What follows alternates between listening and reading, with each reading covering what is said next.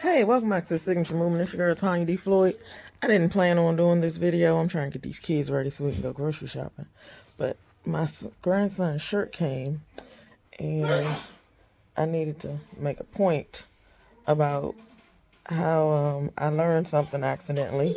I've been looking on videos everywhere and I've never heard this, but here it goes. Oh Lord, they just loud. So see this here? Track marks from when I printed this on Easy Subly. I used my Epson 8550. Yeah, it's Epson. No, wait, is it? I guess. Yeah, the sublimation converted printer. But yeah, see these track marks? So when I print with Easy Subly, you're supposed to be able to print directly on it. Mine always gives me this. And I'm thinking it's because the wheels track through the wet ink or something, but I hate it. I despise it. This was a prototype, and here's what happened to the front of the shirt. It just prints so nasty. I hate it. But here's an example of what happens when I do it differently. Hold on.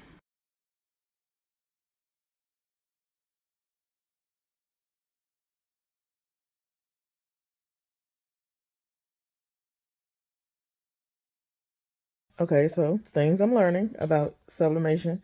On the left hand side, you'll see that shirt has more of a reddish tone to it. They're the exact same print. I printed 2 copies of that same design onto one 13 by 19 sheet, and I separated them and made 2 different shirts. But on the left, I used Easy Subly as my background. So Easy Subly is a opaque white vinyl. It doesn't change when you apply heat to it. It stays that bright white. And when you put color on top of it, the colors pop and they're very nice and clean and crisp and everything. But in this particular instance, since my background was black and I didn't specify that I wanted it to be pure black ink only, it used the RGB composite to make the black.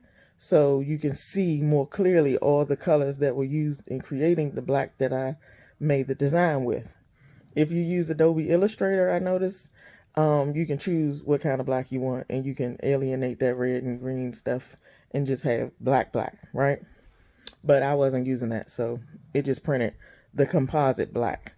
On the right hand side, that shirt, I used white HTV with clear HTV on top, and I sublimated onto the clear. The difference is, and this is why you can't sublimate onto white HTV, because it's thinner and it's not opaque, it's more translucent. So it'll show more of your shirt color through the white, and the white will become more of a fog than an actual white. So it'll show the whites in the design you're putting onto it nicely, but it'll also have a little darkness to it because of the shirt behind it. So if you're going to use white as your background, just use a white shirt with clear HTV and it'll come out popping every single time, just great with no problem. But again, don't try to sublimate on white HTV alone, because the color is not there. It thins out and it's just not going to show your sublimated colors. It's not going to be bright, it's not going to be defined, it's not going to be anything pretty. So you just wasted that money. Okay, you heard it here. So I've learned, don't print on the Easy Subly. I'm going to sublimate onto it. So I'm going to take my shirt or bag or whatever substrate I'm using.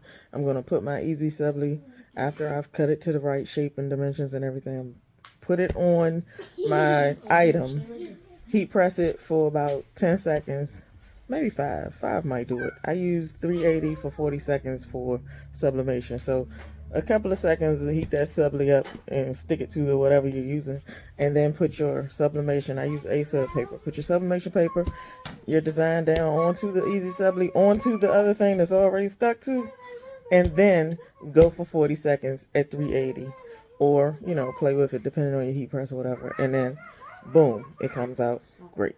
So the more you know.